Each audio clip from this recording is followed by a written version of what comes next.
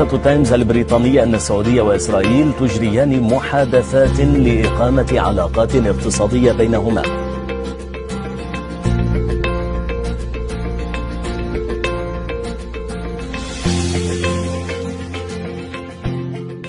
على أنغام أغنية سواح للراحل عبد الحليم حافظ، رقص مستوطن يهودي منذ أيام احتفاء بقرار 3 دول خليجية ورابعها نظام الرئيس المصري عبد الفتاح السيسي قطع علاقاتها مع قطر.